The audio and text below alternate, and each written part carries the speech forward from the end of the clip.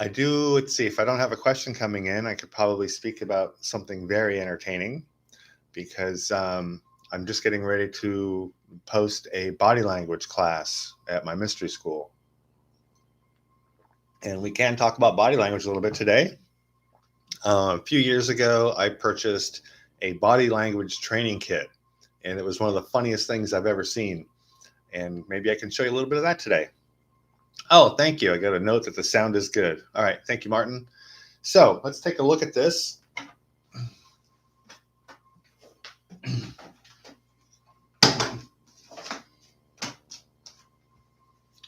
So what I like to show you, oh, good.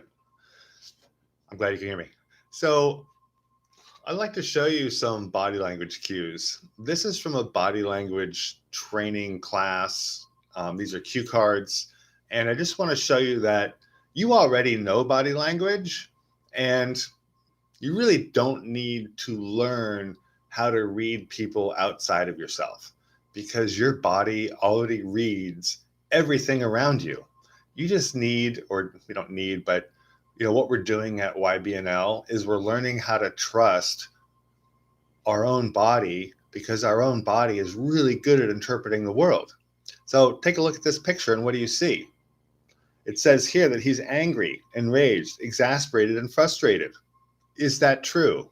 The answer is no. This is a kid pretending to be enraged. Okay? Do you see that? How he's making a face to try to get a reaction out of you? That's different than actual anger. Okay. Is this one angry and jealous? Seems a little crazy, huh? Anyway, how many more of these can I see? So take a look at this. This says relaxed and comfortable, but look at those two faces. Is that actually true? And whether it's true or not, can you tell? How does it feel in your body? Look at the child on the left compared to the child on the right. One of them is actually enjoying themselves, and the other one is being forced. So when we look outside of ourselves to try to understand the world, typically what you end up interpreting or seeing is people's presentations. But presentations are different than reality. I could be sad right now, but wanting to make you think that I'm really happy. But you can tell, right? You know that my baseline is maybe less than super joyous all the time. Posed and stilted, exactly. Or stifled. Body language cannot be read by snapshots. And this collection of snapshots here is a terrible way to try to learn body language. So if you look at this for a moment, you can tell, it's obviously a drawing, but that person posed for the drawing. And when they posed, they were not feeling apathetic or depressed or despondent. They were probably really happy to have a job modeling and then had to figure out how to look sad and despondent. You can feel that.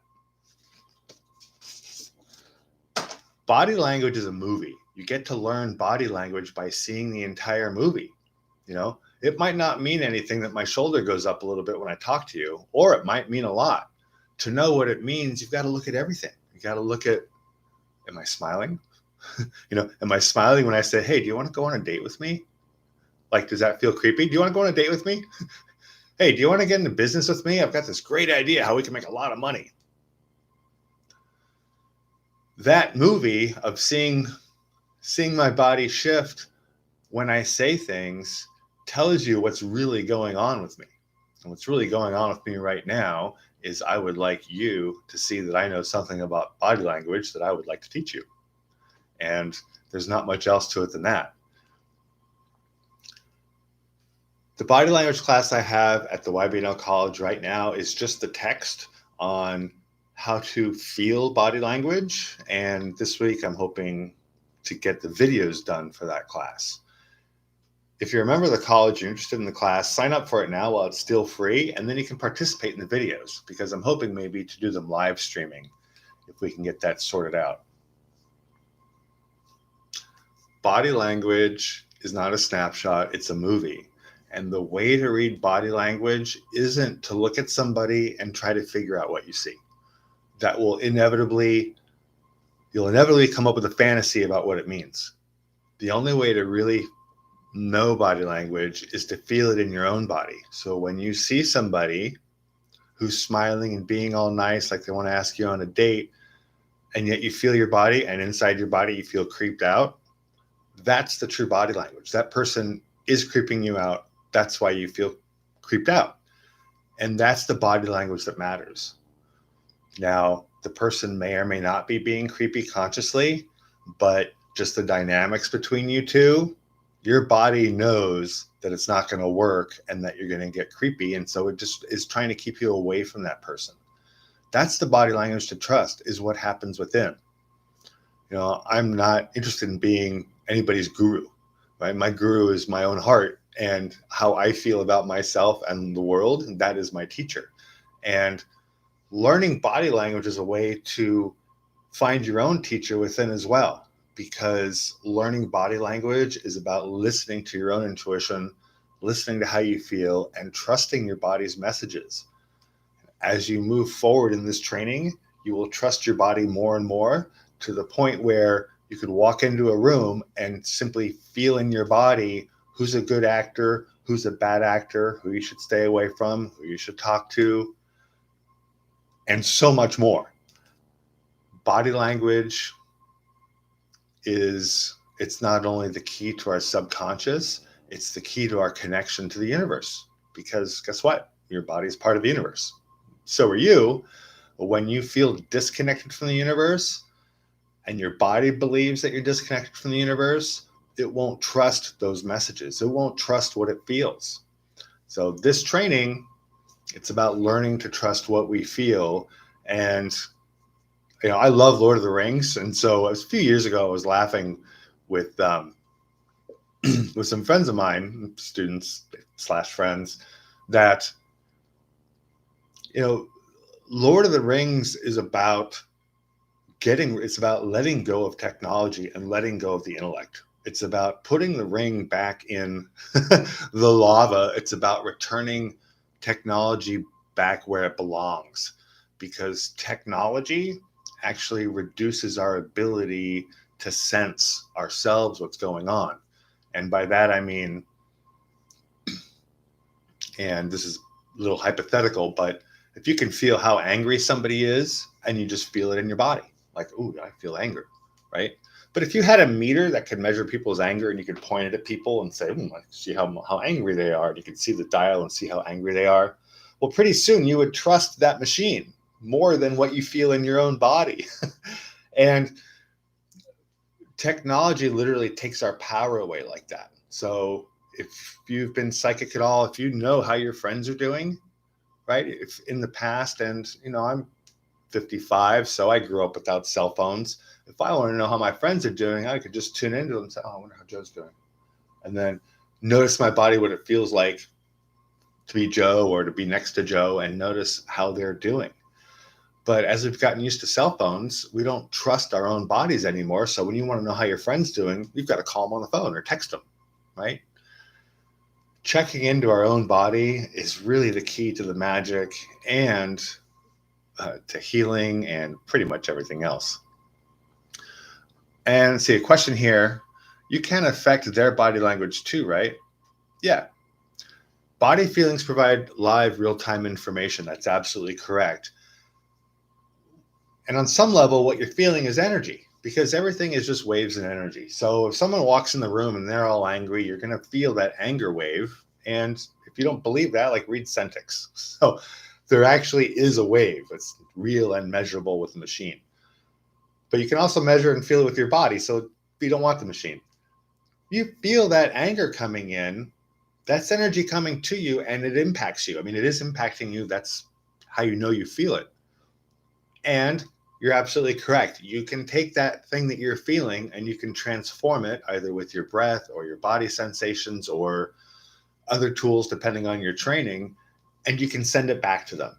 So You can convert someone's anger into something greater than or less than anger. So they can become apathetic, or they might just like tone it down a little bit. But whatever the case is, yes, you can pull in energy, change it, and send it back out. I think that was your question, right?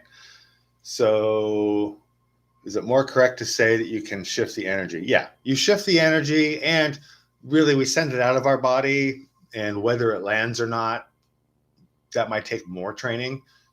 Generally speaking, the world, and I mean 99% of us, are all about, we're all so consumed with what we can do and what effects we can create outside of ourselves that we don't really let ourselves be affected by the world.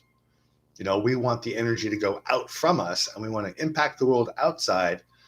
And that makes it difficult to like collect energy, change it, and then send it back to somebody because they don't want to receive it. They're going to hold it at bay because they don't know if it's safe. Sort of. I'm oversimplifying a thing, but sending energy out is easy. Getting it to land is something somewhat different. And yes, you can shift the energy. You can shift the energy in your personal space. That's advanced training. And everybody in your personal space is going to feel it, guarantee. And yeah, I mean, I don't know how far along you are in the college yet. Alora, I believe it is. But yeah, that's actually pretty easy. You'll get there. Questions on body language? Well, if you take the body language class I'm creating, we're going to answer those. If you have any questions about it that can actually impact the lessons as I create them, like I said, I'm going to be doing the videos this week. So if you'd like to join in, just come to the college and, well, you'll figure it out. You can just text me or message me and we'll connect and get you on the video, or at least get your questions. Let's see. The vibration of the voice is incredibly helpful to having it receive. Yes, absolutely. That's another wave. Sound waves are waves, and everything is waves at the end of the day. And by that I mean everything is just vibrating, and how it vibrates impacts how it feels. So sound waves that are traveling like this feel a lot different than sound waves that are traveling like this. And that's true of the voice. But if I'm a loving person and I'm like just loving you, if I look at you, like the vibe coming from me is going to be in this nice pattern. And if I speak to you, I'm going to speak to you in this nice up and down pattern naturally. And yeah, you're going to feel it. The point I'm looking to make is that if you have a meter that can read emotions and you point it at somebody who's feeling love, your meter is going to show this wave. And if you have a sound meter and you're pointing at somebody who's speaking and they're coming from a loving place and speaking lovingly, that will also read in this way. And if you hook up their body to a motion meter, their fingers will vibrate back and forth also in the same way. Whatever emotion we're feeling, we're basically holograms. I mean, the emotion that you're feeling permeates every cell in your body and everything that you outflow. So yes, when you pick up other people's outflows, they're trustable because whether you feel someone's emotional content or level based on what they say or how they're moving their body or just what emotion they're feeling and sending out, those things are all going to line up.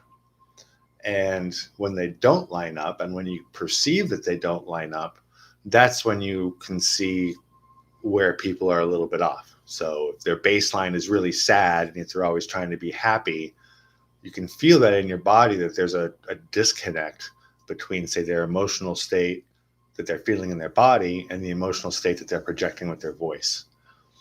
And the fact that all of those line up is really helpful to know and understand. And if you'd like details on that, The book is called Centix.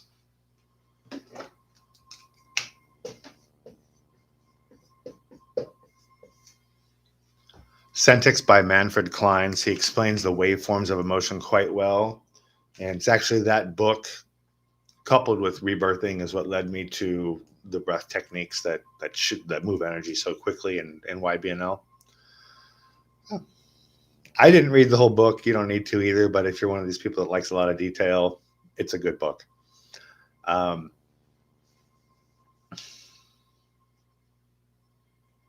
Reading through your questions. I think I answered everything. If you'd like to do a little body, we can do a little body language demonstration real quick. So if you just stop for a second, take a breath, and feel your body, and just feel your body and look at me, and let's just try something here. So we're not going to pretend anything. Let's just be honest. Notice how you feel when you look at my body. Try to square up a little bit for you. Now,